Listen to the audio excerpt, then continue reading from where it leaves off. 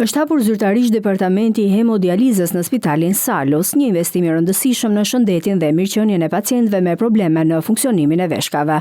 Ky departament është i pajisur me teknologji të avancuar. Spitali multispecialistik Salus hap dyert të departamentit të hemodializës, një hap i rëndësishëm drejt përmirësimit të shërbimeve mjekësore dhe ofrimit të kujdesit të specializuar për pacientët me sëmundje kronike të veshkave. Hemodializa është më shumë se një procedurë mjekësore. Ajo është një mbështetje etike që u mundëson pacientëve të jetojnë me cilësi më të mirë, siguri dhe dinjitet. Përmes pajisjeve të teknologjisë më të avancuar, një staf shumë përfshirës të përkushtuar, departamenti ynë ofron trajtime të personalizuara sipas nevojave specifike të pacientit. Dializa është një shërbim jetik për pacientët që kanë dëmtime të veshkave.